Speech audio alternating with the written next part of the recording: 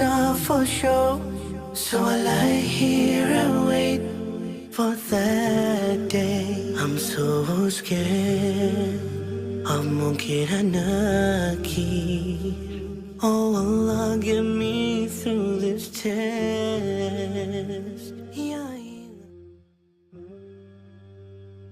I'm so confused. Tell me what's happened. So many voices in my head, but it told me that this day will come. Tell me, have I done enough? Yeah, to be. Now my book's gone and closed. All my deeds are for sure. So I lie here and wait for that day. I'm so scared. Oh, Allah, get me through this test. Ya Ilahi, please forgive me. I need you. Ya Ilahi, I know this day will come one day, but it's come too soon. It's usually the case. The passing of a titan, like Dr. Kadisi said, would generate volumes of tributes, libraries of memories, and shiploads of emotions, all in an attempt to capture the essence of the lost titan. Here, I am doing a tribute to Dr. Kadisi on behalf of the entire family. I can speak, read and write several languages, but only in one of them can I find a word that can come close to capturing what Kadisi symbolized for the family and our country. That language is Timni, and the word is Kamule, a torch, a flambeau, a multi-dimensional flame. She was the breathing mule that illuminated the path for those behind, those on the sides, and those in front of her. In short, Kadisi millionated our world.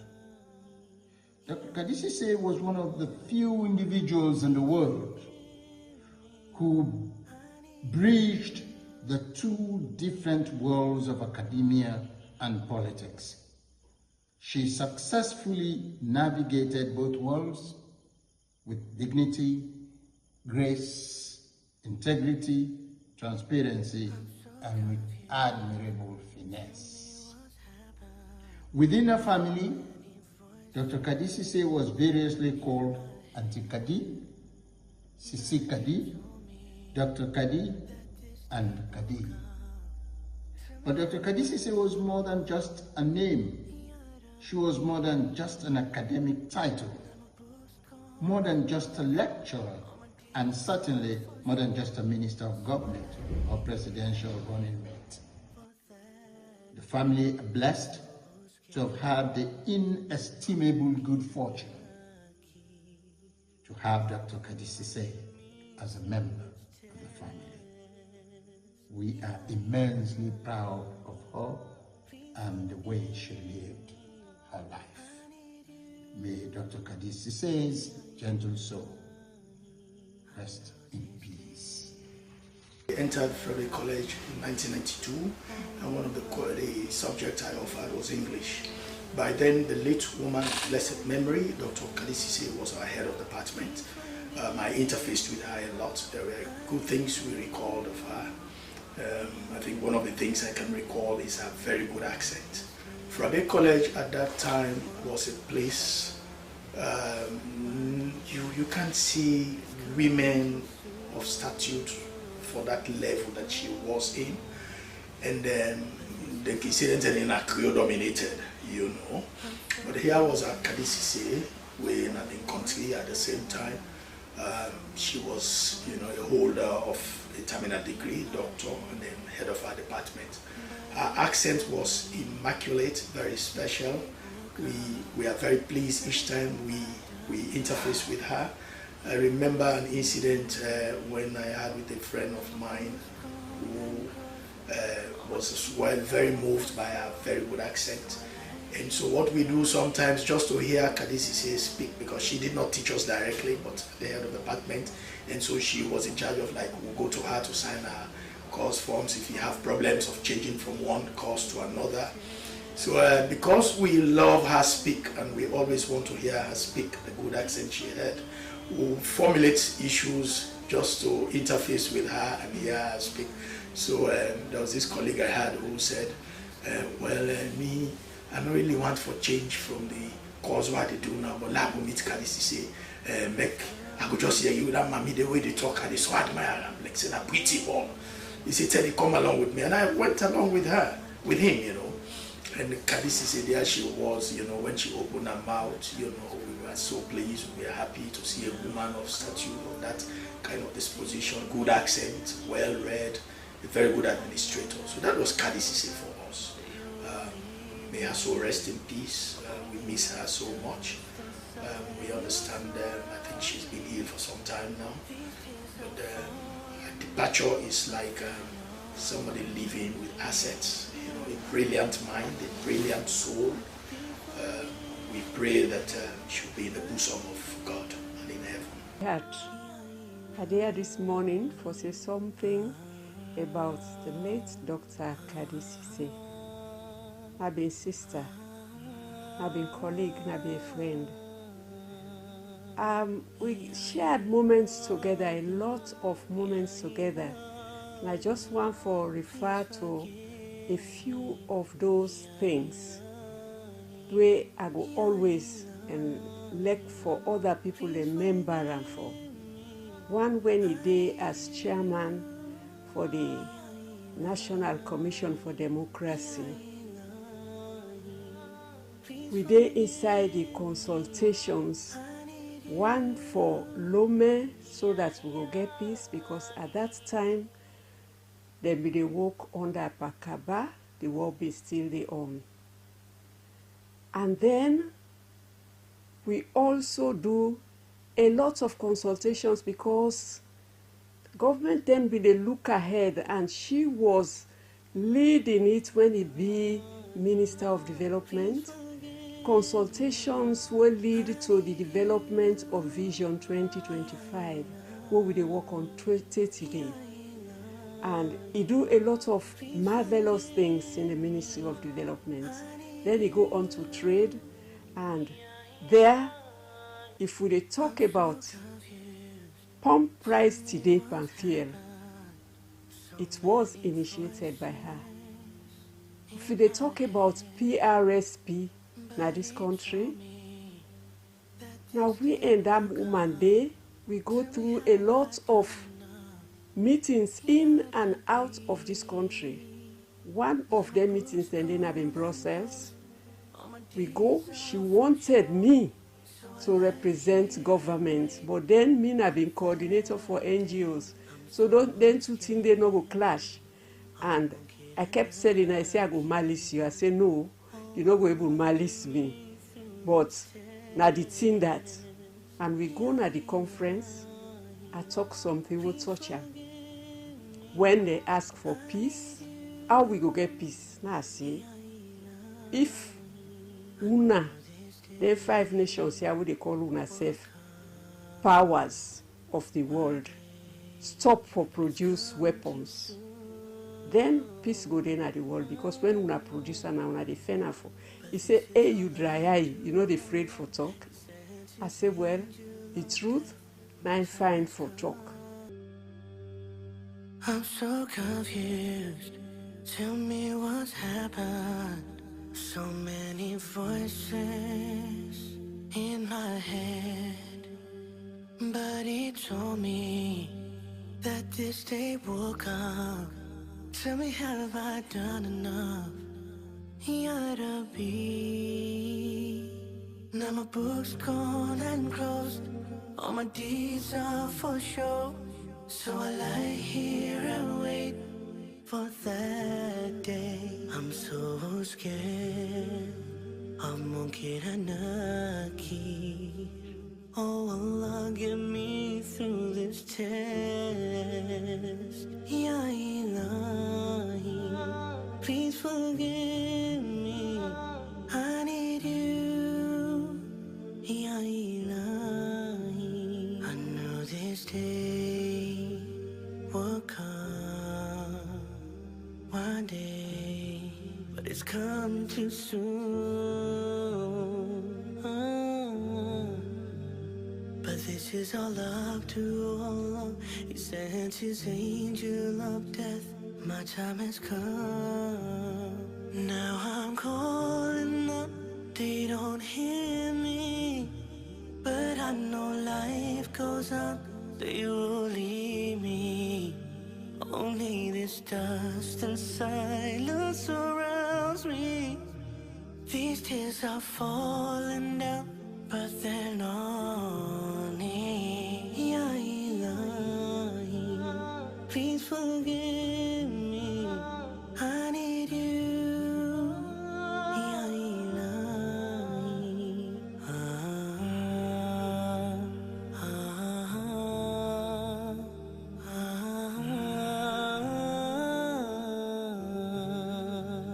Ya Ilahi, Ya Ilahi, please forgive me. Ya Ilahi, Ya Ilahi, please forgive me. I need you. Ya Ilahi, Ya Ilahi, please forgive me. I need you. Ya Ilahi, Ya Ilahi, please forgive me. I need you. Ya Ilahi, Ya Ilahi, please forgive me. I need you. I'm so confused. Tell me what's happened. So many voices in my head, but it told me that this day will come. Tell me, have I done enough? Ya Rabbi, now my book's gone and closed. All my deeds are for show. So I lie here and wait for that day. I'm so scared. Mungkin akhir. Oh Allah, get me through this test. Ya Ilahi, please forgive me. I need you. Ya Ilahi, I know this day will come one day, but it's come too soon. My name is Slbc Tv, and I was the Minister of Energy. This is a very sad moment for me to have to give tribute on behalf of somebody who was very, very close to me, with whom I had a very good relationship. I first came to know her as an educationist, as a lecturer at the University of Sierra Leone, and became closer to her through my wife, with whom, she was friends with my wife, and she actually introduced me to her. And we became friends since then. And our paths continued crossing until we found ourselves serving in the same government of the late Alhaji Dr. Tijan Kaba. She as Minister of Development then, and myself as first Deputy Minister of the Ministry of National Reconstruction, Resettlement and Rehabilitation, and then later as Commissioner of NACSA. In both positions, we worked very, very closely because the Ministry of Development had a lot to do with what I was doing in NAXA. So that working relationship grew until we lost the elections in 2007. But we maintained our good relationship throughout the period when we were in opposition from 2007 to 2018. Around about 2012 or so, we became even closer because she became more and more active in politics, and she even vied for the position of flag bearer of our party, the Sierra Leone People's Party. But then I was supporting the current president, Mr. Madabio. But in spite of the fact that she too was vying for that position, our relationship was very, very friendly. She went about with her politics in a very civil and civilized way. Being an educationist, being somebody who built the capacity of so many people. She did not believe in antagonistic politics. She believed in friendly politics, and this is why it was easy that later on, when she couldn't get the flag bearership and Mara had it, we were able to pick the two of them together. She became running mate to the current president, Julius Mada Bureau. Mina Kenema Bangora, Commissioner General for the National Revenue Authority.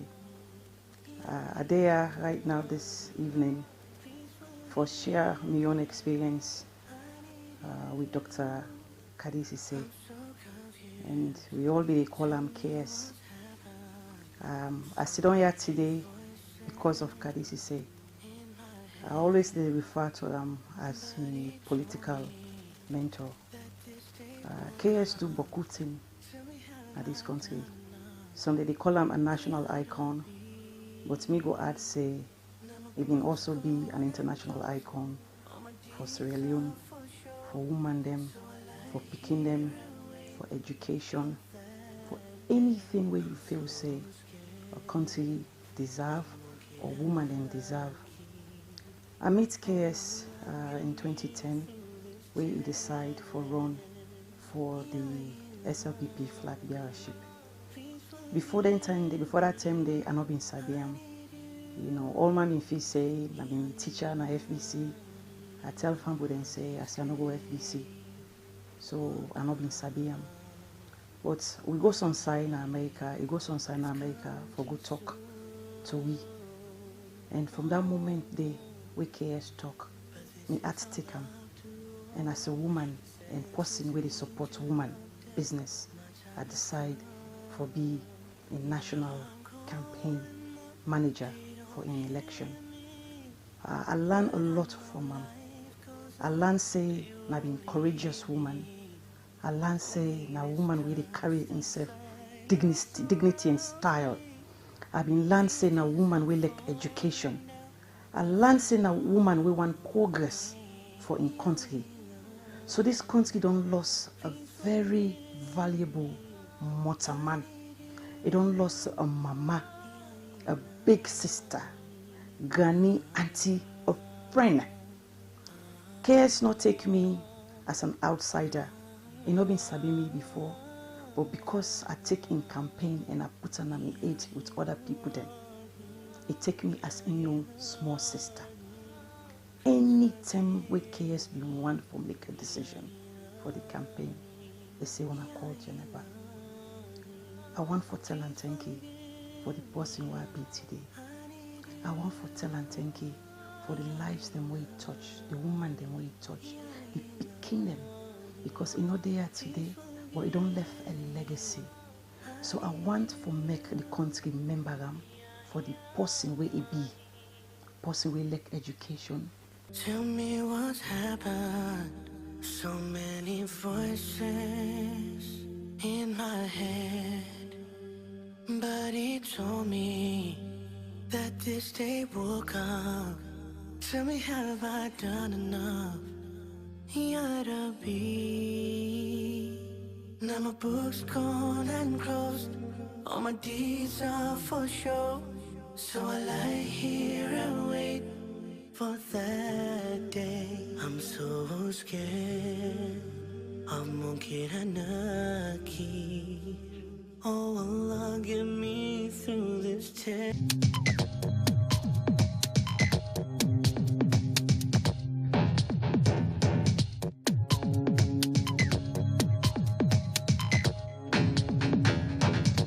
Are now a staple ingredient in countless recipes. From tangy salsas to rich curries, they come in all shapes and sizes, from the mild and sweet bell peppers to the searingly hot Carolina Reaper. Packed with vitamins A and C, chili peppers are as nutritious as they are flavorful. But have you ever wondered how these spicy gems make their way from farm to table? In the United States, harvesting 2.1 billion pounds of chili peppers each year is no small feat. The journey of chili peppers starts in sprawling fields across states like California, New Mexico, and Texas. Harvesting these peppers involves two primary methods: manual picking and industrial machinery. Each method has its own charm and challenges.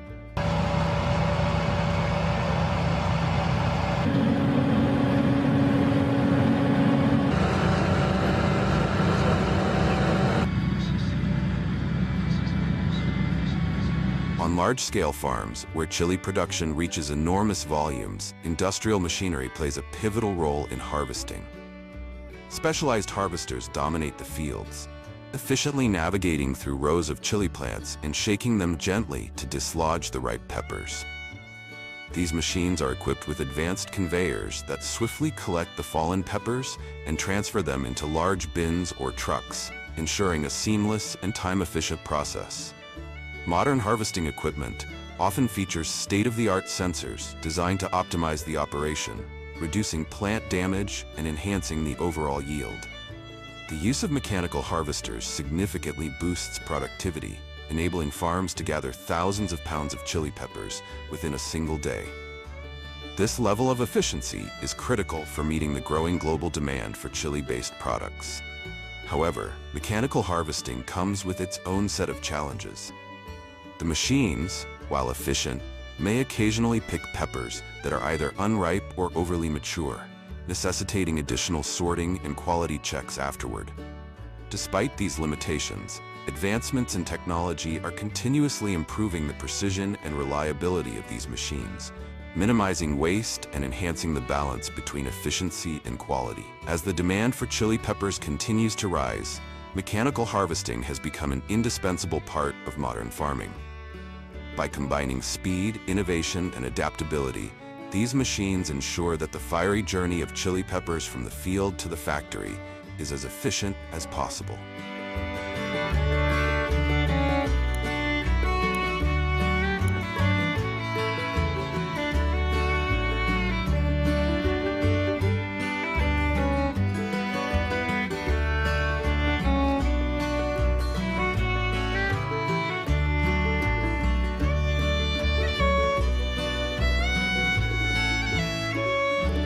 Manual harvesting is the traditional way of picking chili peppers. Workers carefully move through the rows of plants, hand-picking ripe peppers one by one. This method is especially common for delicate chili varieties, like jalapenos or habaneros, where the risk of bruising or damaging the fruit is high. Manual harvesting requires a deep understanding of the plants and their ripening stages. Workers often develop an intuitive ability to identify the perfect time to pick the peppers, ensuring maximum flavor and quality. While this method ensures top-quality peppers, it is labor-intensive. Workers must endure long hours under the blazing sun, meticulously selecting peppers at their peak ripeness.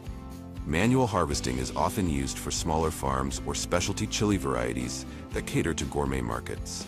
The result? Pristine, unblemished peppers ready for fresh markets or high-end culinary uses.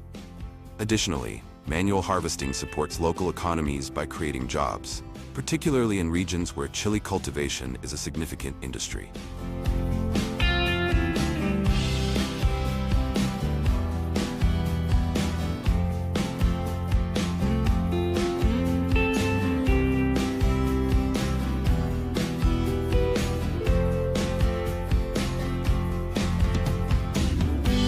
Once harvested, chili peppers embark on the next stage of their journey, processing.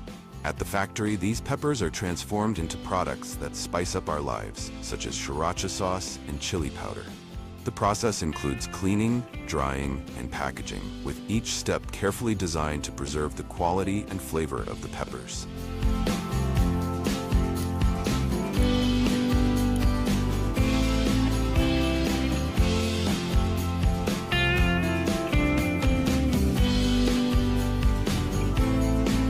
The first stop for freshly harvested chili peppers is the cleaning station. Here, dirt, debris, and any leftover plant material are removed. Advanced sorting machines then separate the peppers based on size, color, and quality. Only the best peppers make it to the next stage, while lower quality ones are often repurposed for animal feed or compost. Manual inspections are sometimes conducted to ensure that no defective peppers slip through the cracks. This initial cleaning and sorting process sets the stage for the high-quality products that consumers expect.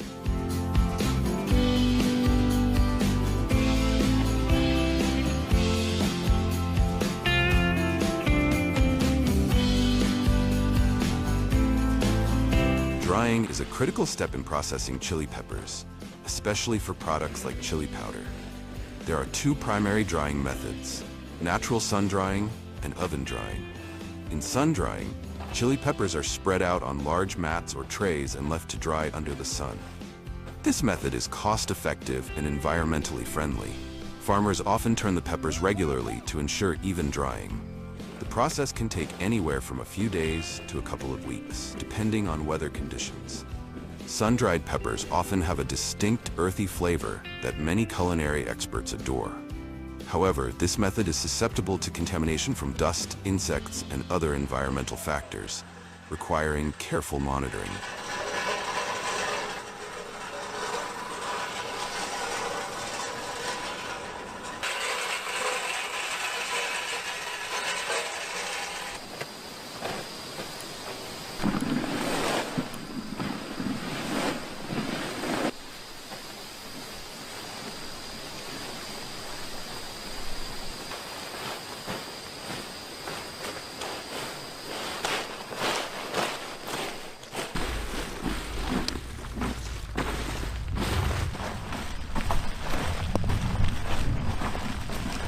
Oven drying, on the other hand, is a faster and more controlled method. Peppers are placed in large industrial ovens where temperature and humidity are carefully regulated. This method ensures consistent results and reduces the risk of contamination from dust or pests. Oven-dried peppers are commonly used in mass production, as the process is quicker and more reliable. Additionally, oven drying allows for year-round production, unaffected by seasonal changes. The precise control over drying conditions ensures that the peppers retain their vibrant color and intense flavor.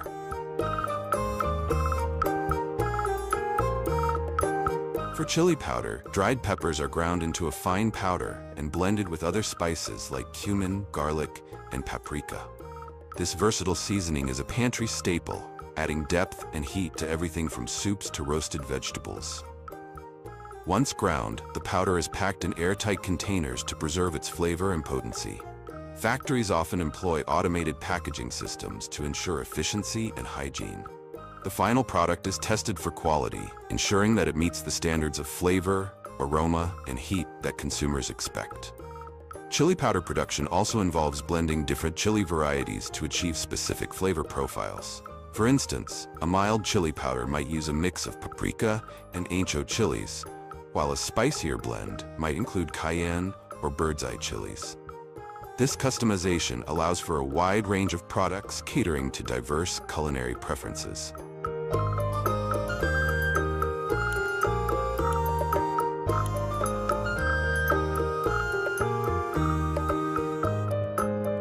Sriracha, one of the most iconic chili pepper products, is a hot sauce that has earned a massive cult following worldwide.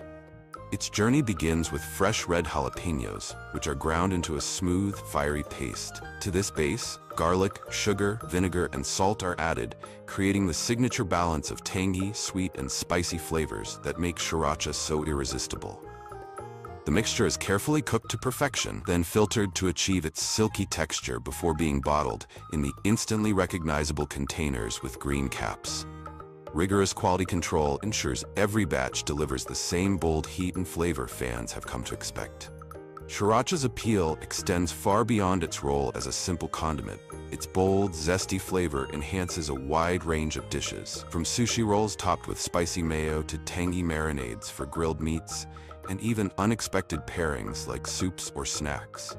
The production process marries tradition with innovation, preserving its authentic taste while meeting the growing global demand. Whether drizzled over tacos or stirred into sauces, sriracha has cemented its place as a kitchen staple, beloved by chefs and home cooks alike for its fiery kick and versatility.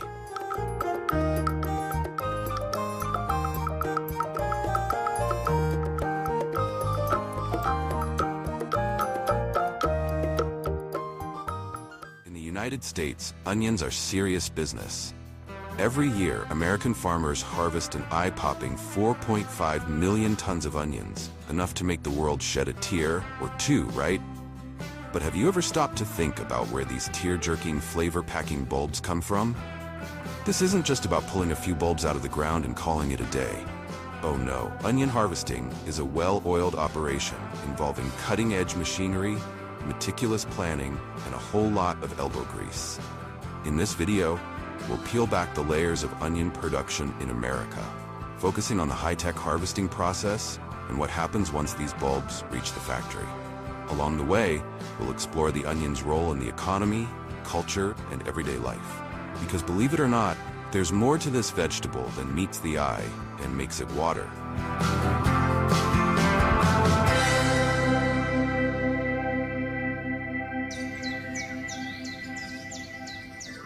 Before we dive into the world of onion farming and harvesting, let's talk about the star of the show, the onion. Onions come in all shapes and sizes, from the humble yellow onion to the sassy red and the mysterious white variety. Not only are they versatile, but they're also the backbone of countless dishes around the globe. Without onions, your favorite meals would be bland, your soups would be sad, and your sandwiches would feel incomplete. But why do they make us cry? It's not because onions have it out for us, they just release sulfuric compounds when cut. A clever defense mechanism to keep predators at bay. Unfortunately for us, those predators include chefs and home cooks alike. Despite the tears, onions are beloved worldwide, and in America, they're serious business. Producing 4.5 million tons of onions annually is no small feat. The journey from tiny seed to supermarket shelf involves an intricate process, with harvesting being one of the most critical stages. The onion's journey begins in the fields. After months of care and growth, the onions signal they're ready for harvest. How do farmers know? The tops of the onions, those long green stalks, begin to yellow and fall over. This is the plant's way of saying, "I'm done growing, pick me." Timing is crucial. Farmers need to act quickly but carefully to ensure the onions are at their best. Too early, and the onions may not store well. Too late, and the risk of rot or pests increases. In the good old days, onion harvesting was labor-intensive. Workers armed with hoes and shovels would dig up the onions by hand. While this method ensured minimal damage to the onions, it was back-breaking work, and it took a lot of time. Fortunately, technology has revolutionized the process, making it faster, more efficient, and less physically demanding. Today, American farmers use cutting-edge machinery to harvest onions. These machines are a marvel of engineering, designed to handle the task with precision and care. Here's a closer look at the stars of the show. Onion windrowers. Windrowers are the first machines to hit the fields during the harvest. These mechanical marvels loosen the soil around the onions and gently lift them out of the ground. The onions are then laid in neat rows, called windrows, on top of the soil. This setup allows the onions to cure in the sun, drying out their outer layers and preparing them for storage. Windrowers are designed to minimize damage to the onions. They use adjustable blades to cut through the soil, ensuring a smooth lift without bruising the bulbs.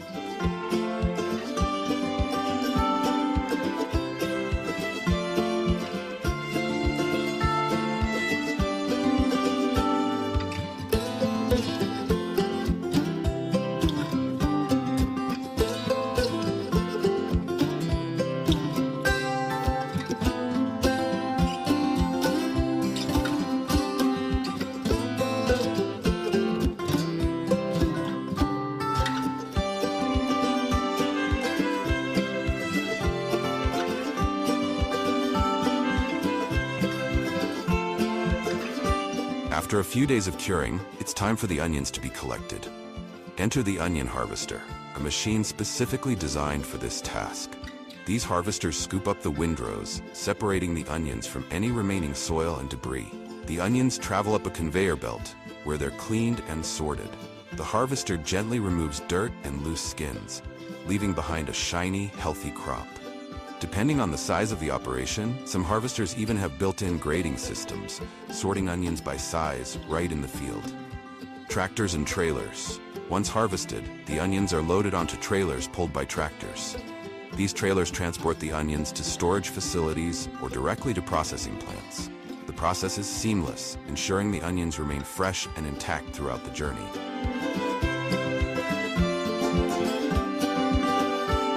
The use of modern machinery in onion harvesting offers numerous benefits, transforming what was once a labor-intensive process into a highly efficient operation. Machines like onion windrowers and harvesters streamline the harvesting process by quickly lifting onions from the soil, cleaning them, and sorting them by size and quality. This reduces the need for manual labor, saving time and cutting costs for farmers. Additionally, these machines are designed to handle onions gently, minimizing damage and ensuring a higher percentage of the crop is market-ready. Technology also improves consistency, as machines can work tirelessly and precisely, regardless of weather conditions. Tractors and trailers further enhance efficiency by transporting large quantities of onions from the field to storage or processing facilities quickly. Overall, the use of advanced machinery increases productivity, reduces waste, and helps farmers meet the growing demand for onions while maintaining high quality.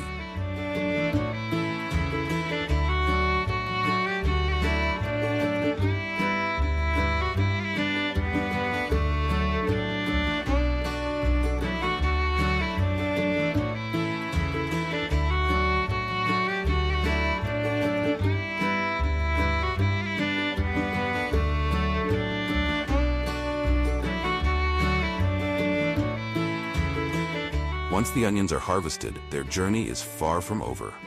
The next stop is the processing facility, where they undergo a series of steps to prepare them for market. The first step in the factory is cleaning. Onions arrive with dirt and debris from the field, so they're given a thorough wash. Next, the onions are sorted. Advanced sorting machines use cameras and sensors to inspect each onion, sorting them by size, color, and quality. Only the best onions make it to the fresh produce section of your local grocery store.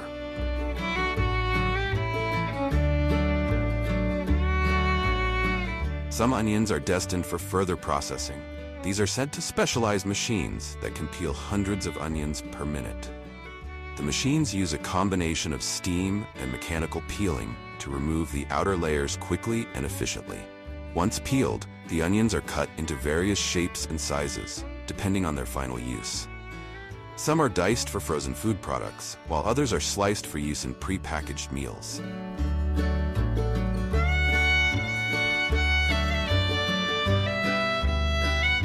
The final step is packaging. The onions are packed into bags, boxes, or containers and labeled for distribution.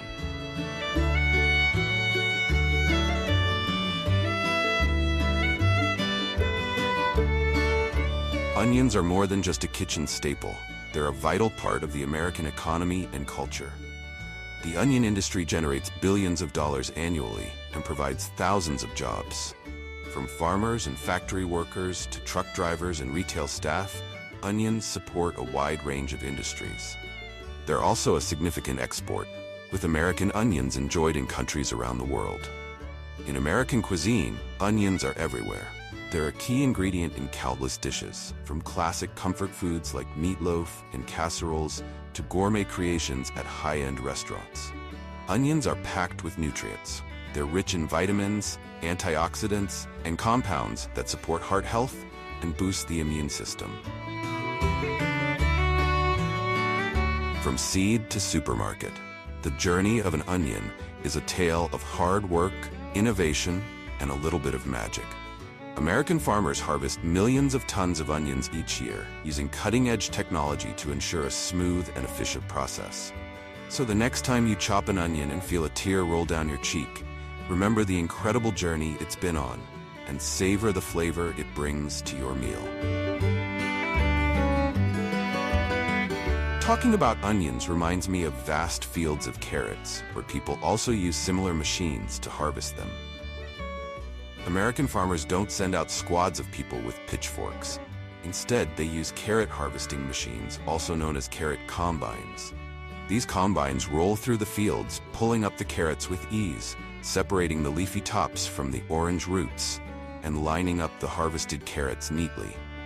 It's like watching a really efficient vegetable assembly line in action. One machine can pull up tons of carrots in just a few hours, making it possible to keep up with the enormous demand. Imagine a carrot combine as a sort of vacuum cleaner for the earth. It drives over the fields, scooping up carrots from the soil with minimal fuss.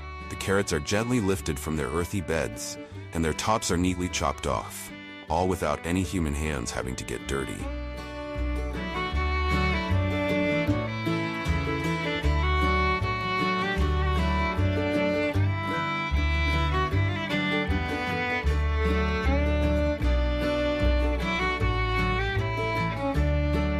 Carrot combines are specialized agricultural machines designed for the efficient harvesting of carrots. These innovative machines streamline the labor-intensive process of gathering carrots from the ground, minimizing damage to the roots and ensuring a high-quality yield. A typical carrot combine features a series of cutting blades that slice through the soil, loosening the carrots and lifting them to the surface. Once extracted, the carrots are conveyed onto a sorting belt, where they are cleaned, trimmed, and sorted by size. This not only speeds up the harvesting process, but also reduces the amount of manual labor required, making it more economical for farmers. In addition to their efficiency, modern carrot combines are equipped with advanced technology, such as GPS and precision farming tools, enabling farmers to optimize their harvests and minimize waste. As agriculture continues to evolve, carrot combines represent a crucial innovation, helping to meet the growing global demand for this nutritious vegetable while supporting sustainable farming practices.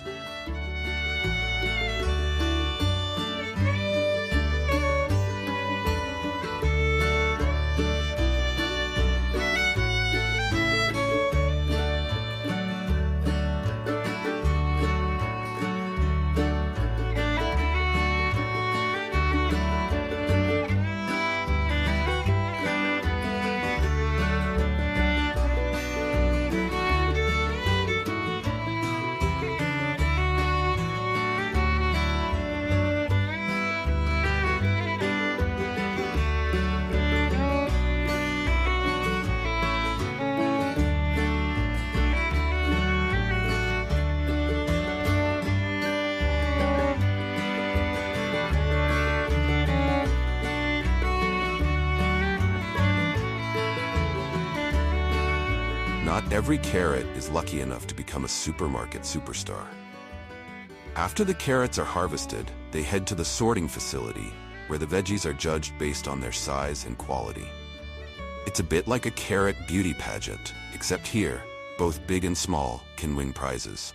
The best-looking carrots go on to be sold as fresh produce, while the character actors of the carrot world, the ones with a little too much personality, are sent off to be chopped, sliced, or even juiced.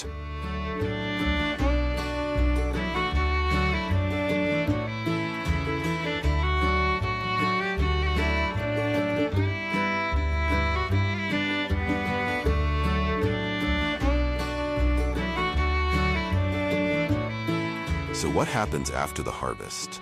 It's the carrot's second life. All right, so you've got a bunch of freshly harvested carrots. What's next?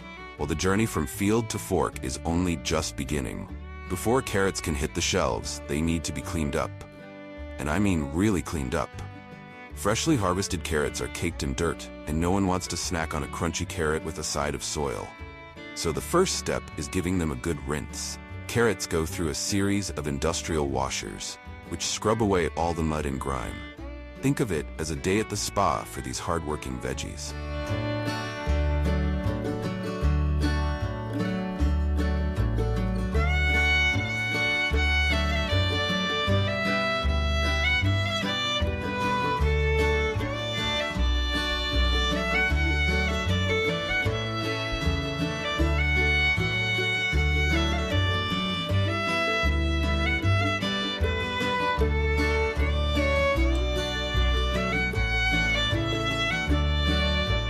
After they've been processed, carrots are packed into bags, boxes, or crates, depending on where they're headed. Some will go to grocery stores for the fresh produce section, while others will be frozen or canned for longer shelf life. The packaging process is carefully monitored to ensure that every bag of carrots looks just right. Because hey, carrots may be tough, but they still like to look their best. Did you know that every year the United States harvests about 27 billion pounds of tomatoes? It's an impressive figure that showcases the strength of the country's agricultural industry. Join us as we take you through the journey of fresh, ripe tomatoes being harvested from the fields to their transformation in state-of-the-art factories, where they're turned into the delicious ketchup you love. Let's get started.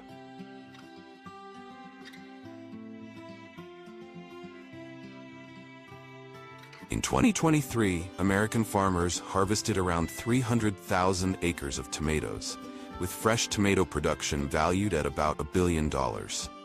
Florida and California are the country's tomato powerhouses, producing over 2/3 of all fresh tomatoes in the United States. Tomatoes are typically harvested at the end of summer and early fall, when the fruit reaches its peak ripeness and the flavor is at its best. This is the ideal time to use modern machinery, ensuring a quick harvest while maintaining the quality of each tomato. On the vast tomato fields spread across California, harvesting is no longer a manual job, but has been modernized with the help of advanced machinery. Automated tomato harvesters are designed to optimize efficiency, processing tons of fruit per hour while maintaining quality. When the machine starts, sharp cutting blades skillfully cut the plant's stem, bringing both the plant and fruit onto the conveyor belt.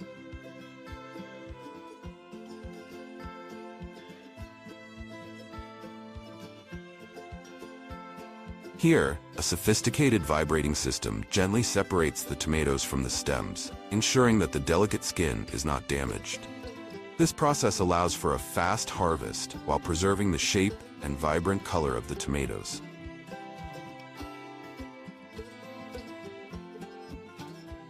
Once separated from the stems, the tomatoes pass through a modern optical system with smart sensors. These sensors quickly identify and sort the ripe tomatoes, removing impurities such as dirt, rocks, or underdeveloped fruit.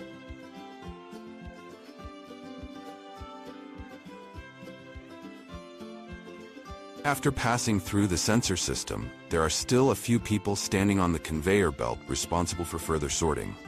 At the same time, they inspect and classify tomatoes based on size, color, and quality. From there, they are transported on a conveyor belt and gently moved into large storage bins.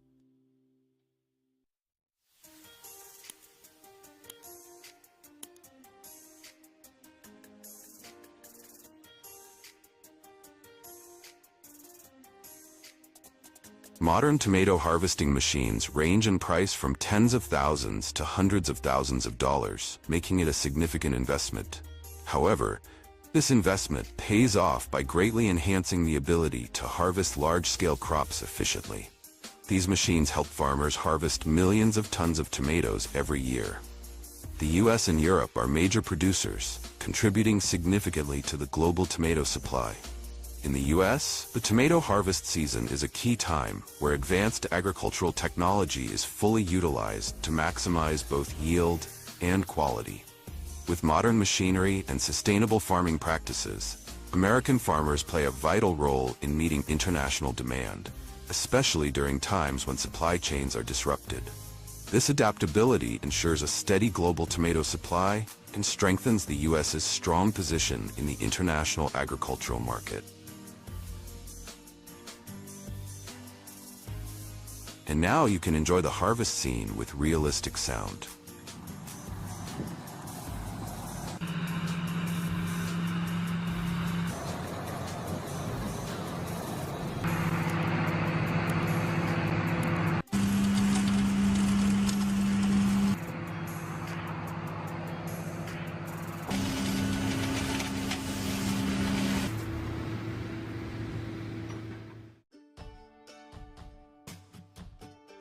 The process of making ketchup begins when trucks loaded with fresh tomatoes roll in from the fields to the processing plant.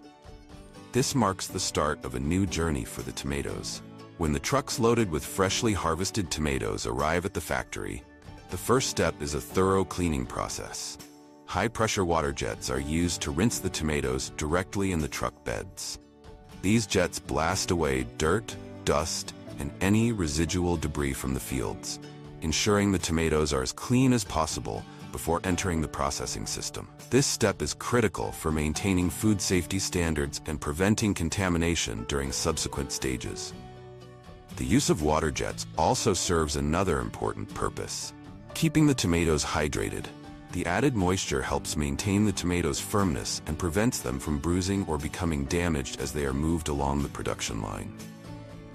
Once cleaned, a controlled stream of water is carefully introduced to the truck beds. This water creates a gentle but consistent flow that effectively guides the tomatoes out of the truck without causing unnecessary impact or stress on the produce.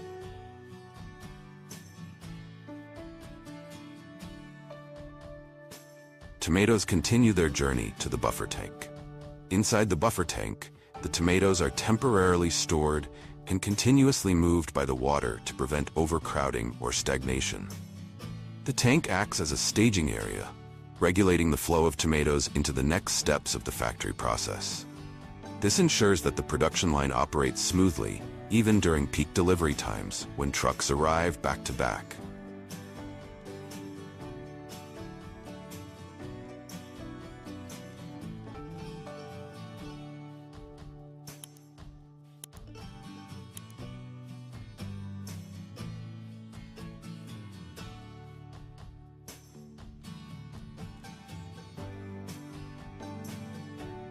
In the buffer tank, specialized equipment is used to separate and remove any stones or debris that may have mixed with the tomatoes during harvesting. From the buffer tank, water channels guide the tomatoes onto conveyor belts, specially designed to work with water. While moving on the conveyor belt, tomatoes are often washed with high-pressure jets to ensure that any dirt, sand, and any other impurities on the skin are removed. These conveyors further transport the tomatoes throughout the factory with care. The use of water as both a transportation and cushioning medium is crucial for protecting the tomatoes' skin and structure during their journey. This system is not only efficient, but also hygienic, as the constant flow of water helps wash away any residual dirt or debris. Overall, this water-based transportation process ensures the tomatoes are delivered to sorting and processing stations in pristine condition, ready for the next stages of production.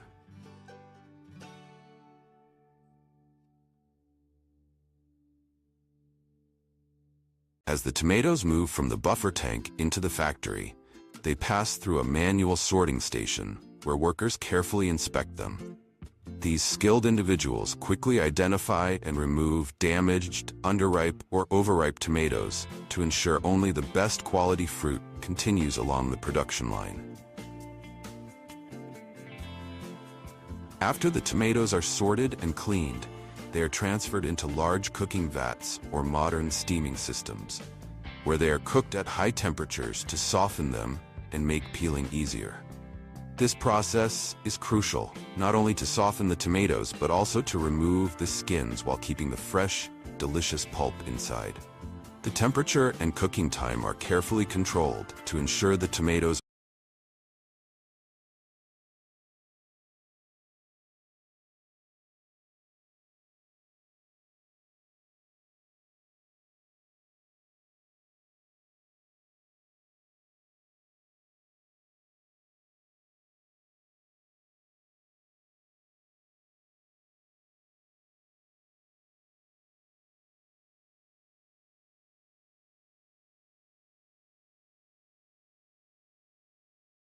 are neither overcooked nor undercooked, so they retain their natural flavor and nutritional value.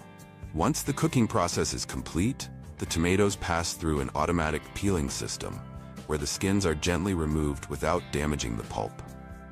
The tomato pulp is then separated perfectly, resulting in smooth and consistent tomato flesh. This process not only removes the skins and any impurities, but also ensures that the final ketchup has a smooth texture, free of any chunks, while preserving the natural sweetness of the tomatoes. Once the peeled tomato flesh moves along the conveyor belts, it is transported to a sorting area, where workers carefully inspect and sort the fruit. This stage ensures that any remaining imperfections, such as discolored or damaged pieces, are removed, maintaining the high quality of the final product. The conveyor system keeps the tomatoes moving steadily, allowing workers to efficiently examine and handle each piece. This meticulous process is vital for producing consistent, top-grade tomato products like sauces and canned tomatoes, while also minimizing waste.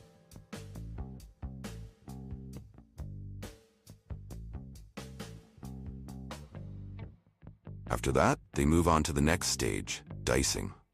In this process, the soft, prepared tomatoes are transferred into high-speed dicing machines that cut them into uniform pieces.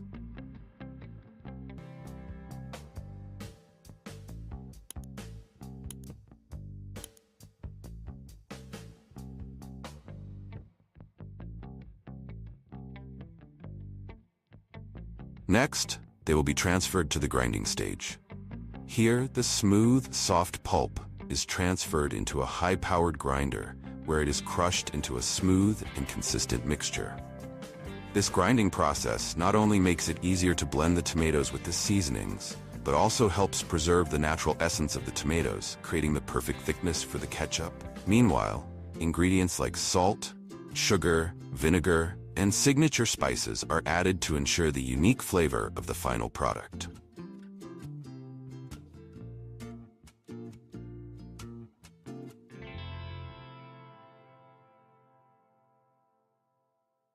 After being ground, tomatoes are stored in large steel tanks to allow for homogenization and flavor development. During this time, the mixture is stirred continuously, helping all components like water, pulp, and solids blend together smoothly, ensuring a consistent texture for the final product. Typically, tomatoes are held in these tanks for several hours to a day.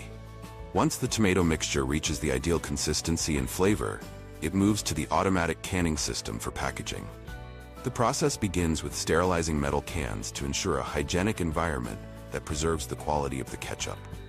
The hot tomato sauce is then carefully dispensed into the sterilized cans using precise filling machines, which ensure the exact amount is added to each can without spillage. After filling, the cans are passed through an automatic sealing machine, where lids are securely crimped onto the tops. This step is critical for creating an airtight seal, preventing contamination and extending the product's shelf life. Finally, the cans are packed into sturdy cartons, ready to be shipped to distribution centers, supermarkets, and stores worldwide. This meticulous canning process ensures that the ketchup arrives fresh, flavorful, and ready to enjoy.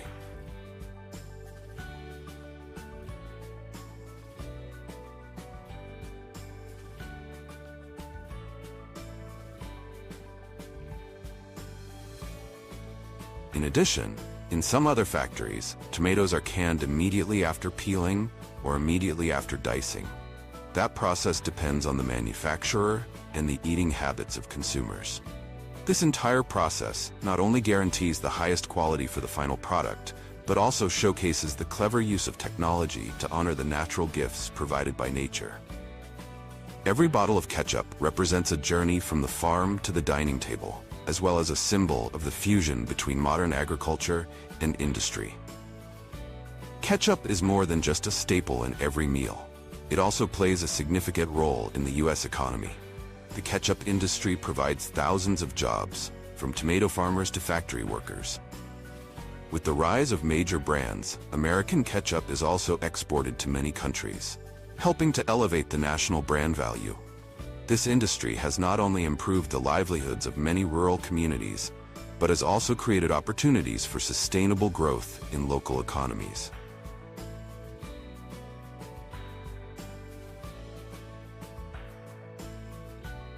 Quality control for ketchup in the factory's laboratory is a critical step to ensure the product meets the highest standards. Samples are taken from each batch to test for consistency, flavor, pH levels, and the balance of ingredients like sugar, salt, and acidity. The laboratory also checks for microbial safety, ensuring the product is free from harmful bacteria and contaminants. These rigorous tests guarantee that every can or bottle of ketchup leaving the factory is safe, flavorful, and of uniform quality, ready to meet customer expectations.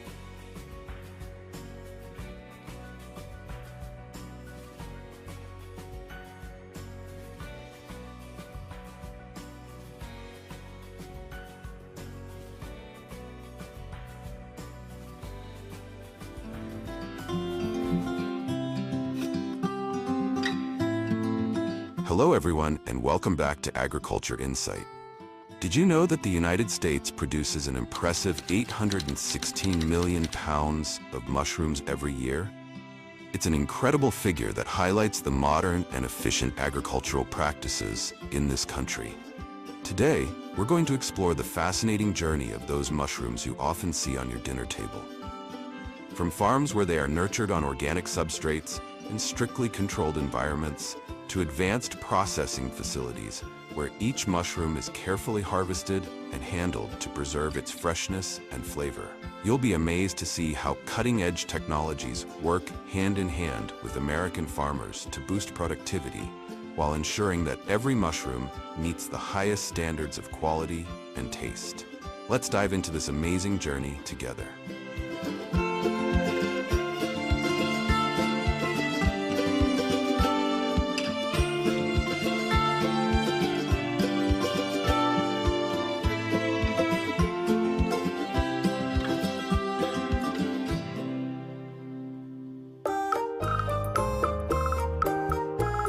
The first and most critical step in mushroom farming is preparing the growing medium. American farmers approach this process with great care. They start with simple, natural ingredients like straw, hay, chicken manure, and a touch of gypsum or lime to balance the pH levels.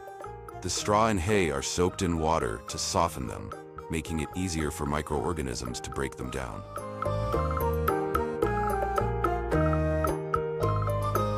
Once softened, everything is thoroughly mixed with chicken manure, which serves as the primary source of nitrogen.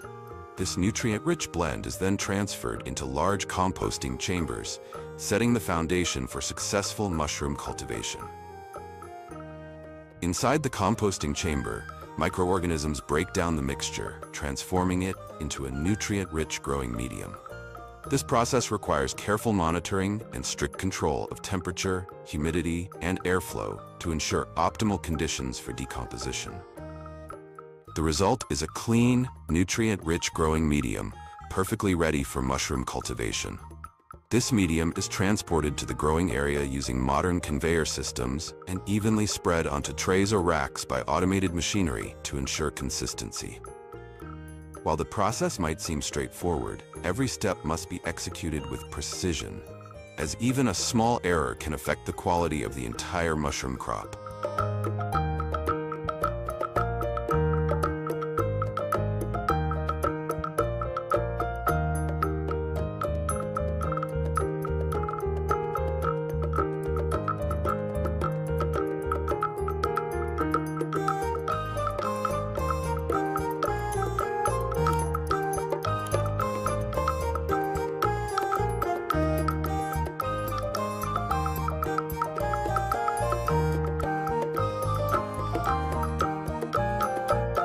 Typically, mushrooms take about 2 to 3 weeks to fully develop after being inoculated.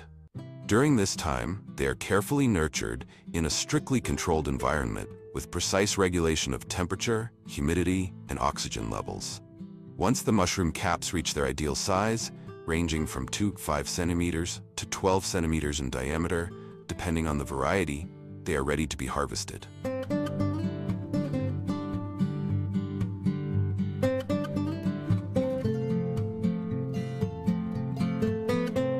The mushroom harvesting process is a critical step that combines modern technology, precise techniques, and the skilled hands of workers. Depending on the scale of production and the type of mushrooms being cultivated, farms may use different methods, but they all share the same goal: harvesting quickly and ensuring the highest quality for each mushroom.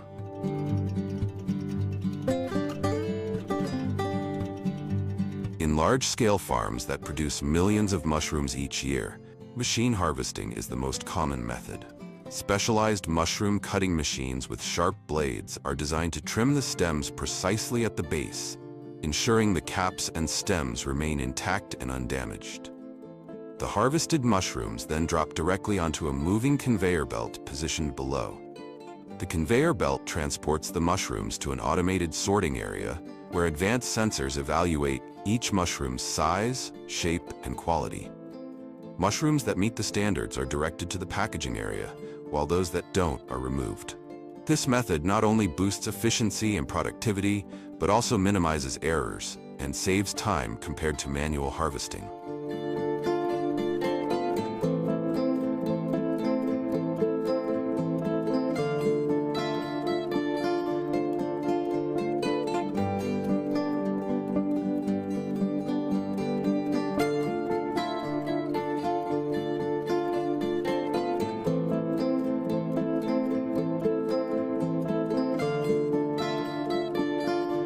Some advanced farms have adopted robotic technology for mushroom harvesting.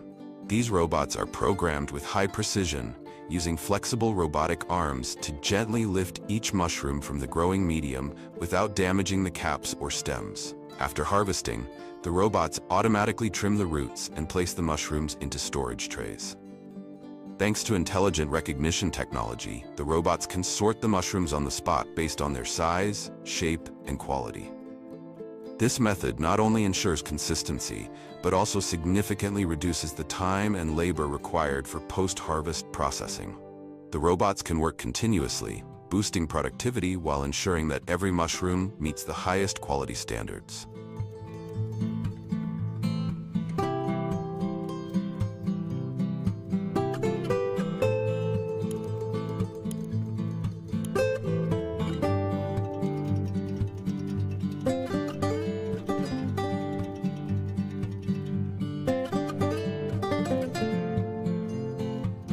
Even with advancements in modern technology, manual harvesting remains the preferred choice for many farms, especially for delicate mushroom varieties. Workers use specialized cutting tools to carefully pick each mushroom from the growing medium. Mushrooms are sorted immediately during the harvesting process, then placed into trays for packaging preparation. This method is particularly effective for small farms or when producing premium mushroom varieties.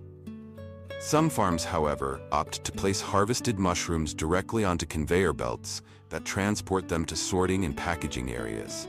This approach streamlines the transportation process, ensuring that mushrooms stay fresh and maintain their quality by the time they reach consumers.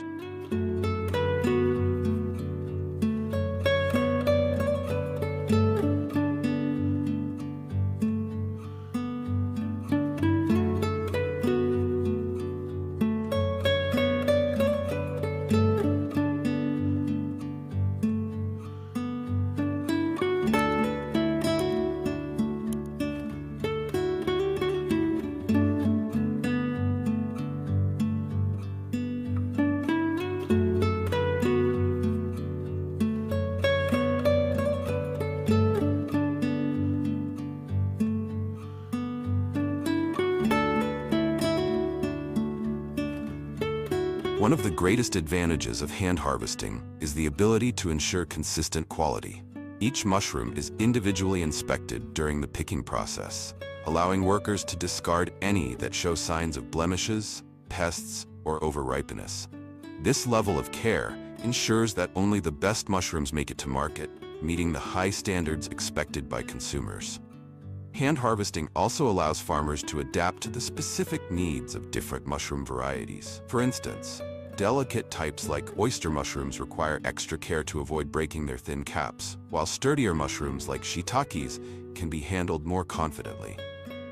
This versatility makes hand harvesting an essential practice, especially for specialty mushrooms often sold at premium prices.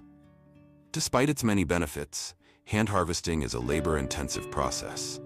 It requires a skilled workforce, and the work can be physically demanding, as pickers often spend long hours bending over growing trays or logs. However, the result is well worth the effort. The precision and care of hand harvesting ensure that mushrooms arrive fresh, intact, and visually appealing, ready to be enjoyed in kitchens around the world.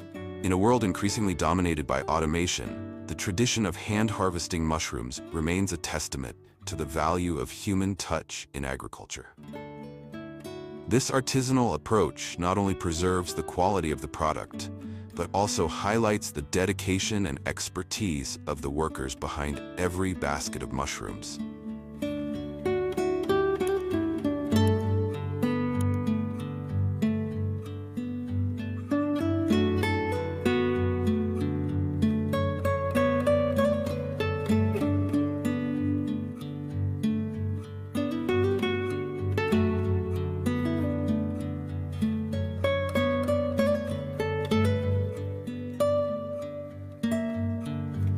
After harvesting, mushrooms are transported to the sorting and quality inspection area. Mushrooms that meet the standards are processed on automated packaging lines. Here, they are weighed and neatly packed into boxes with the correct size and quantity.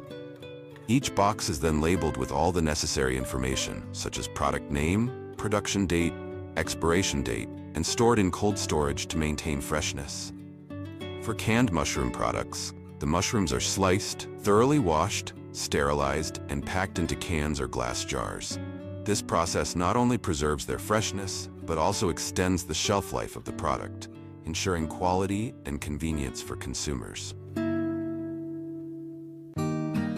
Mushrooms are not just a staple ingredient in everyday meals, but also hold significant economic and cultural value for Americans. With an annual production of hundreds of millions of pounds, the mushroom industry contributes billions of dollars to the national economy and creates thousands of jobs across farms, processing plants, and distribution networks. In American cuisine, mushrooms play a vital role, appearing in everything from salads and pizzas to nutrient-rich vegetarian dishes, valued for their versatility and high nutritional content. Beyond food, mushrooms are also used in medical research and biotechnology applications, contributing to sustainable development and environmental protection.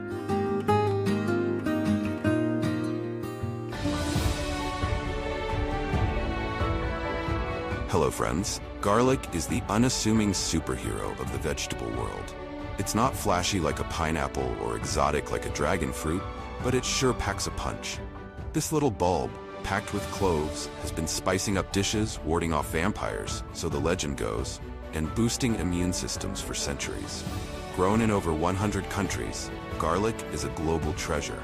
Its unmistakable aroma and flavor are the reasons chefs, home cooks, and foodies alike can't live without it. But garlic isn't just about taste. It's a symbol of resilience. It thrives in harsh conditions, requires little pampering, and is ready to take on the world. Today we'll dive into the process of how farmers manage to harvest an astonishing 28.1 million tons of garlic annually. And as a bonus, we'll take a peek into the fascinating journey this bulb undertakes in factories after being plucked from the earth.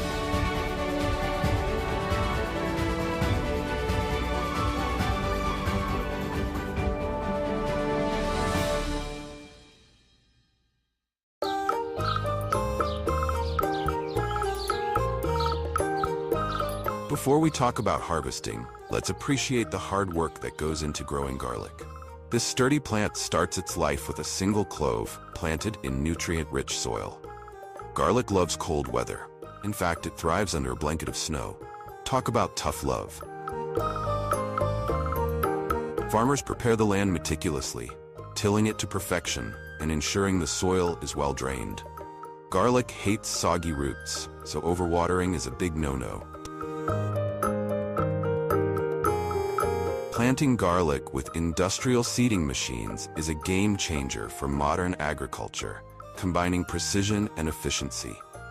These specialized machines are equipped with compartments to hold garlic cloves, which are evenly spaced and dropped into pre-dug furrows as the machine moves across the field. The depth and spacing can be adjusted to suit the specific needs of the crop, ensuring optimal growth conditions. As the cloves are planted, the machine simultaneously covers them with soil, eliminating the need for manual labor. Additionally, the uniformity achieved by these machines ensures that each clove has sufficient space and nutrients to develop into a healthy bulb.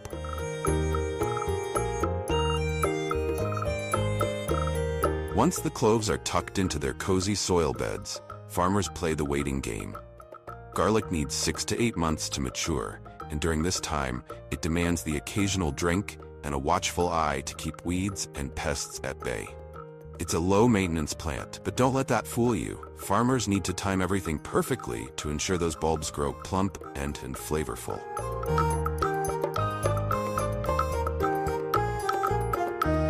Harvesting garlic is no walk in the park. It's a race against time to pick the bulbs at just the right moment.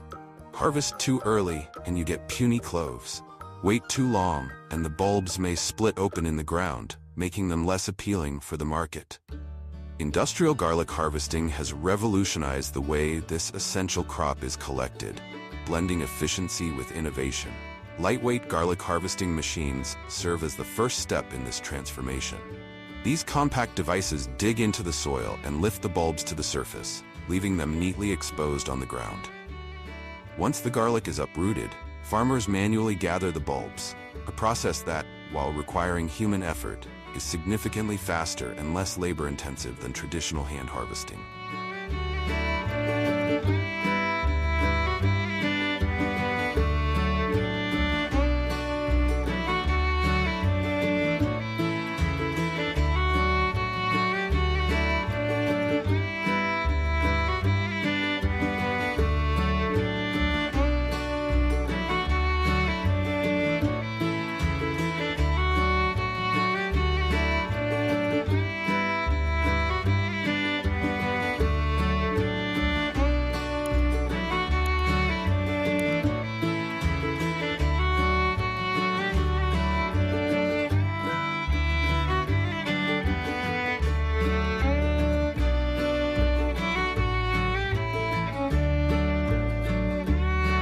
For larger operations, more sophisticated machinery takes center stage. These advanced garlic harvesters are equipped with conveyor belts that not only dig and lift the bulbs, but also transport them directly into collection bins or truck beds. This seamless process eliminates the need for manual gathering altogether, reducing labor costs and drastically increasing efficiency. With these machines, it is possible to harvest thousands of tons of garlic in just a few days, a feat that would take weeks using conventional methods. This streamlined approach ensures that garlic moves quickly from the fields to the market, preserving its freshness and quality. The use of industrial machinery in garlic harvesting not only saves time and effort, but also marks a significant leap forward in modern agriculture, making the process more sustainable and economically viable for farmers.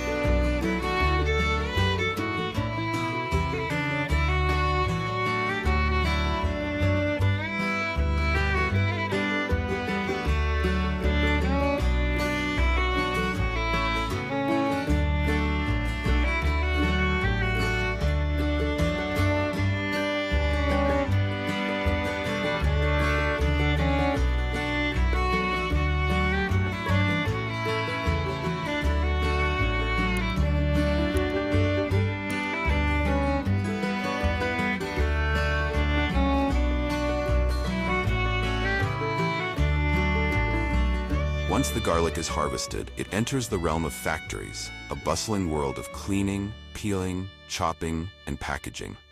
Here's how it all goes down. The first step involves farmers inspecting the bulbs, peeling away the outer layers still clinging to dirt and dust. This is followed by a sorting process, where garlic is graded and packed into boxes.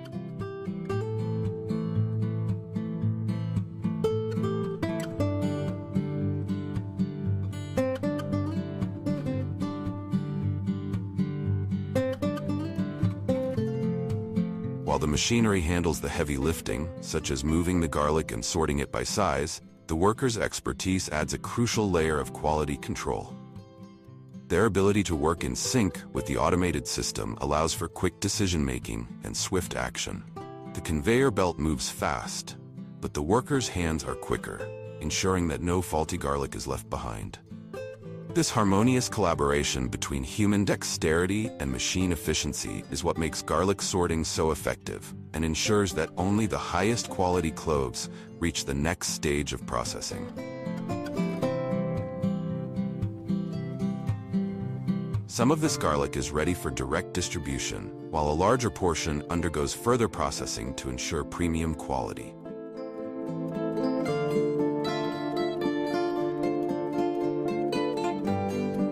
The advanced processing begins with garlic entering a vibrating system and rotating drums designed for peeling. This stage effectively removes the outer layers of the bulbs and separates them into individual cloves. These cloves are then carried along the conveyor belt to the inspection area, where workers manually check for quality, removing any defective or unsuitable pieces.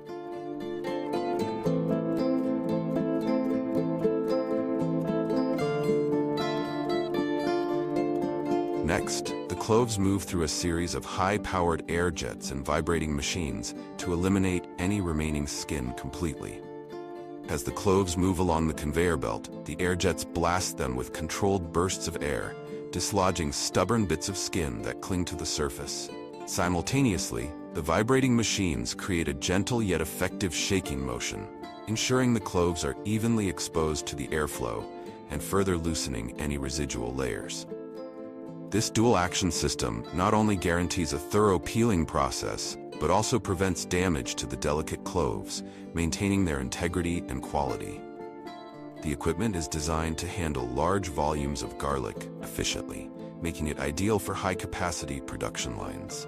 By automating this traditionally labor-intensive step, the system significantly speeds up the processing time, reduces manual effort, and ensures uniform results. The peeled cloves are left spotless and ready for the next stage of cleaning or packaging, meeting the highest standards of quality control and hygiene.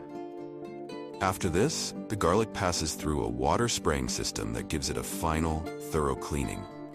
Once the cloves are spotless, they are collected and directed into automated packaging lines, ensuring they are neatly packed and ready for distribution.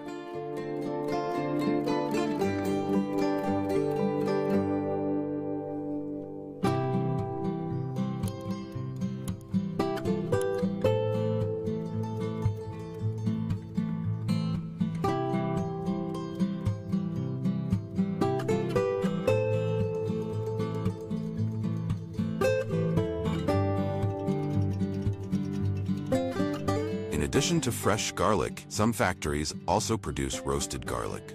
After being thoroughly cleaned, the cloves travel along a conveyor belt into heating and roasting systems.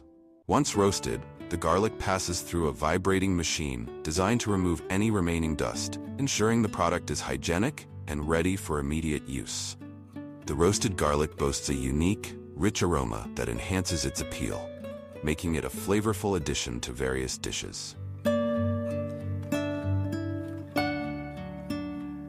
This careful and efficient process not only ensures that the garlic meets the highest standards of cleanliness and quality, but also prepares it for various markets. Whether heading to grocery shelves or factories for further use, every clove is handled with precision, making its way from farm to table with remarkable efficiency.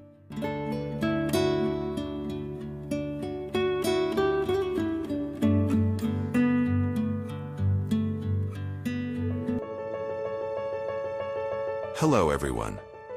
Did you know that the world harvests around 132 billion pounds of bell peppers every year?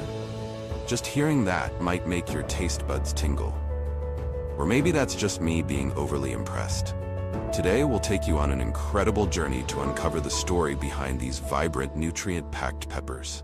From sprawling fields where each plant is lovingly cared for to state-of-the-art factories where the peppers are meticulously washed, sorted, and packaged, ready to grace your dining table. But that's not all. We'll also dive into how advanced technology has helped farmers achieve peak harvest efficiency while saving a tremendous amount of labor. Join us in this exciting and eye-opening journey. Get ready. This story is guaranteed to leave you amazed from start to finish.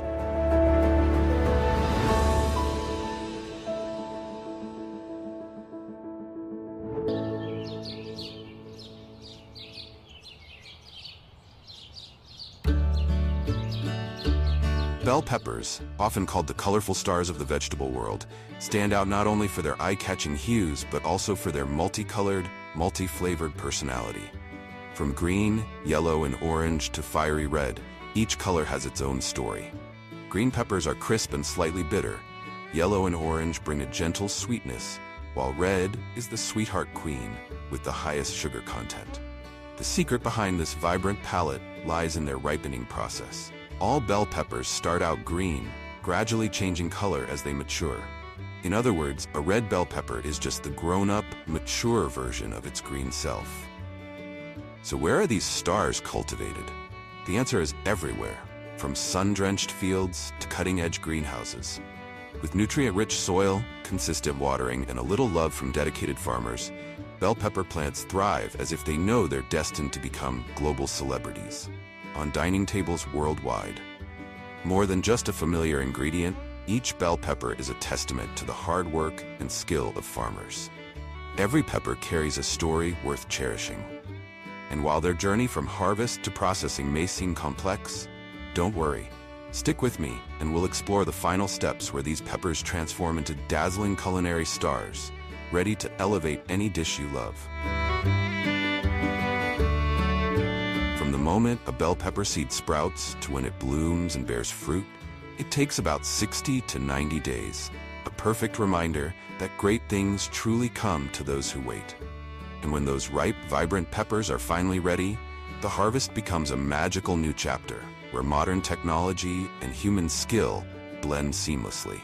The combination of high-tech machinery and human expertise doesn't just speed up the harvesting process, it ensures that every pepper is picked with care, preserving its freshness and quality.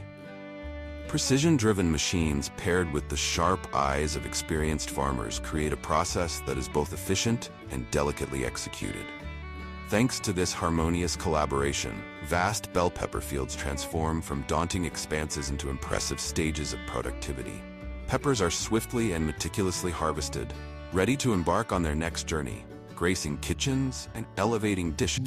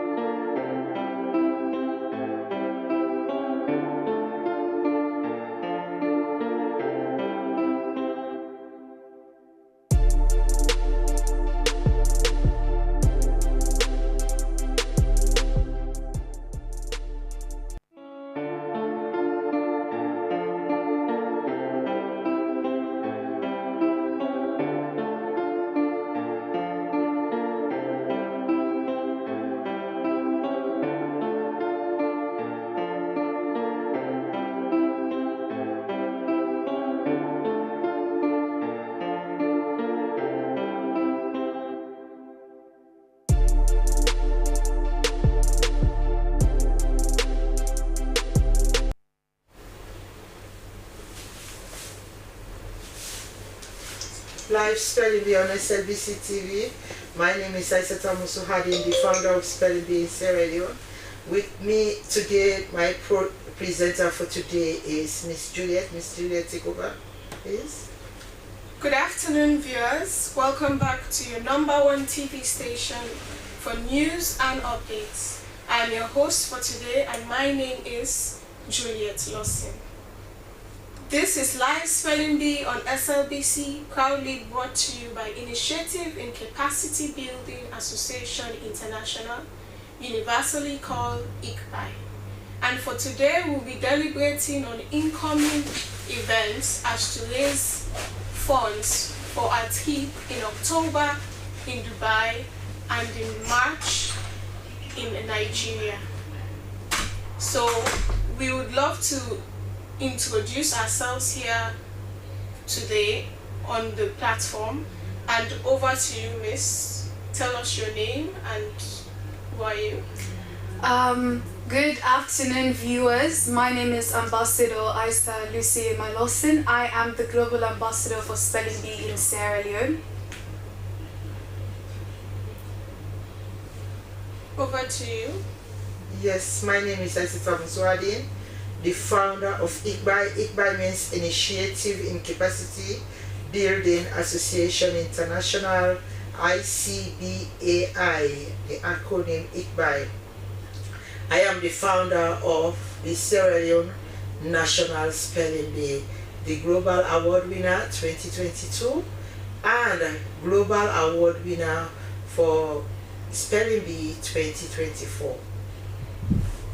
As you've heard from our wonderful CEO, we'd love to ask her to take us down on memory lane on the past events that has happened, and so she'll give us a brief of how she has executed them. Spelling Bee came about in 2010 from a plate that was given to one of my wards. We watched it over and over at home, and I deemed it fit that we must replicate this in Sierra Leone. So I copied the plate, shared with it SLBC, Lucian Ganda and Mosiri of We Use Fame to play it so other people will benefit, especially children. And they did it. After which we started, I wrote proposal around it. Nobody sponsored Spelling Bee in Sierra Leone. From my own income, and while I was working for London Mining, we started Spelling Bee. I formed a committee, formed a group. We wrote a proposal around it. Nobody sponsored. From my own income, we started Spelling Bee. Fortunately, in 2019, during Minister Alpha Tibo's tenure, we were fortunate to represent Sierra Leone at the African Spelling Bee in Uganda, wherein the African Spelling Bee was virtually sponsored by World Bank through the Ministry of Education. Our sincere gratitude to the Ministry of Education. They sponsored full trip. No parent paid for a dime, neither passport or any other thing. We took the parents. I and one of the officials from ministry, and I took the parents to Uganda at Mada Hotel. We had a very good time there. The children came with laurels, all of them, all 6 of them, 3 from primary, 3 from secondary, came with laurels and certificates, and there in Sierra Leone became a member of the African Spelling Bee Consortium. As of now, the African Spelling Bee Consortium is comprised of about 30 countries, wherein every year a member country hosts the Spelling Bee. We are hoping and wishing to hope. We are hoping or wishing to host the African Spelling Bee in 2027 or 2027. By God's grace of God, we are really wishing to host African Spelling Bee. And in 2022, Sierra Leone, we are fortunate to represent Sierra Leone again at the Intercontinental Spelling Bee, the Global Spelling Bee in Dubai. And we took Ambassador Isa Lucy Lawson, due to lack of resources by then, but her parents stood up and they decided to sponsor her. We went there at nick of time, but notwithstanding, she emerged as winner for grade 9, and she was pronounced the global ambassador for spelling bee in Sierra Leone, and Sierra Leone also won a global award. Therein, we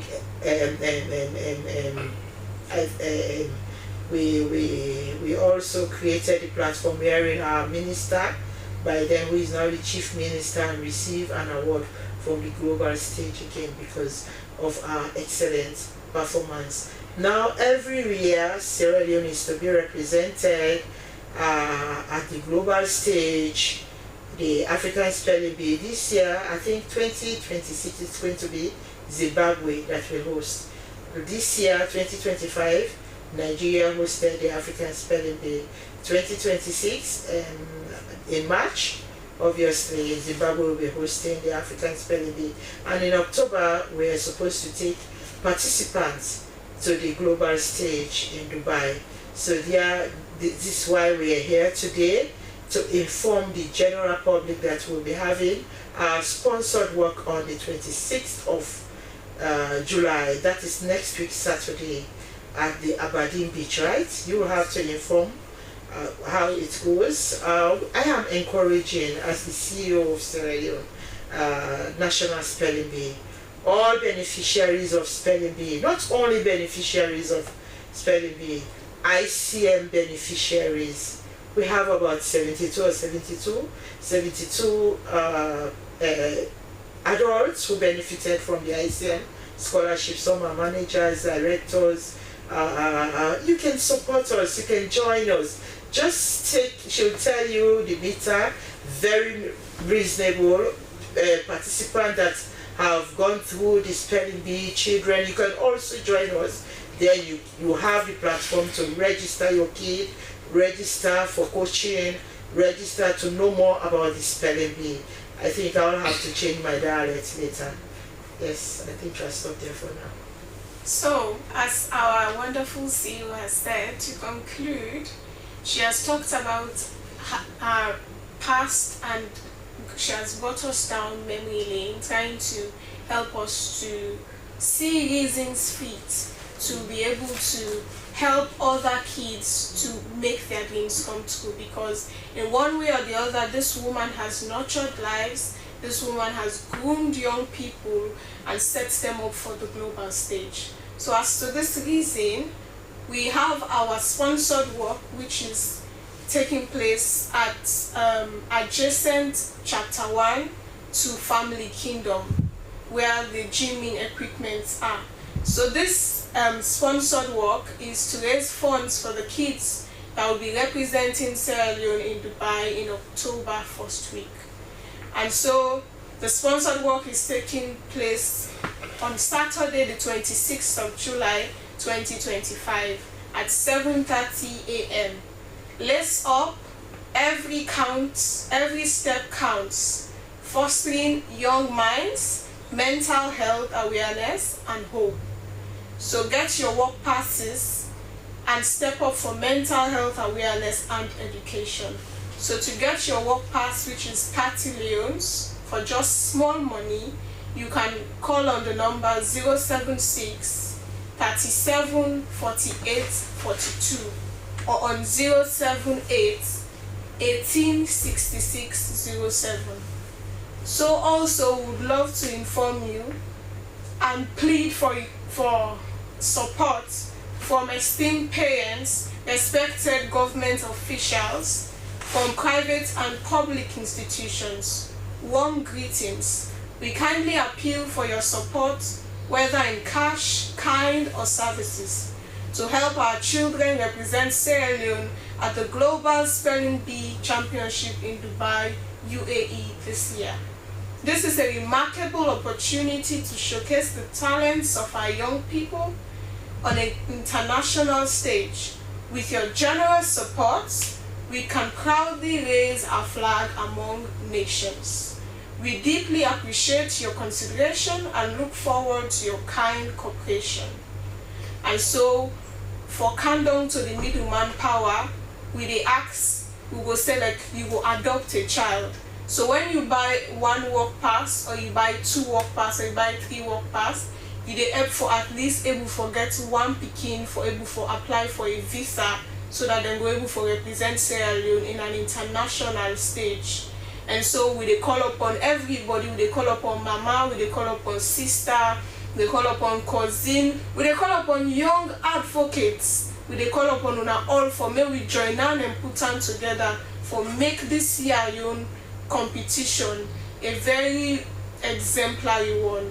And we also don't go down memory lane, we don't see wetin Sierra Leone don't do na the world at large and the global stage. And one thing about the global stage is that it increase the fora, it increase the passion, the zeal of we young one them. And since the last time will be the talk, will be the deliberate on youth empowerment. And so we as ICBAI not only want for create a platform for spelling bee, but we got future plans for bringing in skill making. We got future plans for bringing ways where the Pekin them were able to express themselves in the best way possible. And so as to that reason, over to you, Ms. Ambassador. We'd love you to tell us a few. Again, good afternoon, viewers. So when it comes to youth empowerment, how does it relate to what we ICBAI, our goals, and what we are trying to achieve at the end of the day? I usually say that empowerment is something really common. We've heard about it in the streets, we've heard about it through people's speeches and statements, but in reality, do Sierra Leoneans really know the meaning of empowerment? You know, to be empowered means to be simply not only given the platform, but also to be given the audience. Now, for example, I can identify myself as a very good singer, but if I am not given the platform nor the audience, I am not empowered. I could be a very good seamstress, but if I'm not given an audience or the platform to, then I am not empowered. That is why we ICBAI, at the end of the day, since our establishment in 2010, we have made one of our topmost priorities, which is called publicity. We have tried every way possible to inform the general public that one of our main issues is funds. Now, notwithstanding, Sierra Leone has been invited to couple competitions both internationally and nationally. I, for one, was the one who represented Sierra Leone in 2022 in the Intercontinental Spelling Bee in Dubai, and in 2024 also an Intercontinental Spelling Bee in Dubai. And we have made sure that when it comes to publicity, we have gone to AYV TV, Slbc Tv, 98.1. You know, when it comes to publicity, I believe ICBAI has covered that area. So when we come on television every Saturday and tell you what has been happening behind the scenes, and we are pleading for funds, it's not because we are like idle people. No, because at the end of the day, we know what we want to achieve. We know that one day we are going to definitely see the light after the tunnel. And when it comes to empowerment, we ICBAI, we have created a platform where we not only empower youths, we also give them audiences. We also give them the platform, because like people usually say that we, the children, we are the present, we are the future. You know, sometimes I just think about it and I'm like, do they really believe what they are actually saying? But whether they believe or whether they do not believe, we, the youths, we know that we are the future and we are the present. You know, a few years from now, we're going to be the future politicians, the future lawyers, the future doctors, the future vice presidents, the future presidents, the future mayor. And that is why ICBAI is putting our youths out there for us to learn. You know, we usually say experience is the best teacher. So just imagine one day we would sit in powerful positions. What decisions would we be making on behalf of every Sierra Leonean? And that is why we are cultivating these habits now. You know, people say that if you don't plan, you're already planning to fail. Now, our future does not entirely depend on the fact that, oh yes, when we grow up, when we finish our school, get our diploma, would have a job. Currently, that is not even guaranteed, because we have seen people graduate from college with honors and yet still they don't have a good job. You would see somebody study engineering, at the end of the day, you see them driving cars, you see them doing things not even relating to what they have studied. That's to tell you that you are the one who should seize the opportunity, create opportunities for yourself, grab them while they are still there. We have millions of people in this world that are waiting and looking for the opportunity. So please, we are pleading for fundraising. We are here to make sure that every single Sierra Leonean child has the opportunity to put themselves out there. Thank you. So as you've heard from our wonderful Ambassador Isa Lucy, so we'd love to conclude on today's show, and we'd love, if you have any inquiries, you can contact the number 076 37 48 42. So for today, we say bye-bye.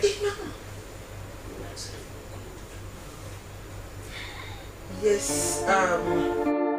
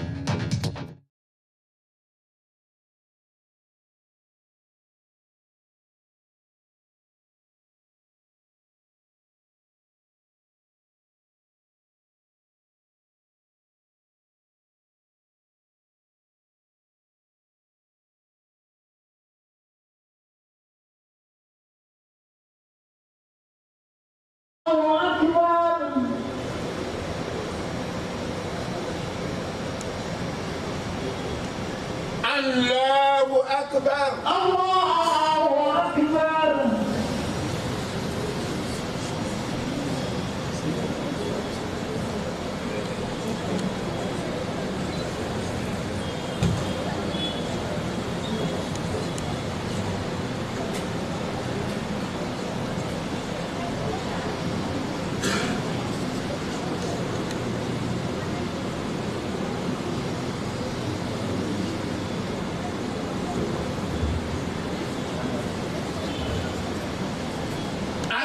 Allahu Akbar. Allahu Akbar. Allah.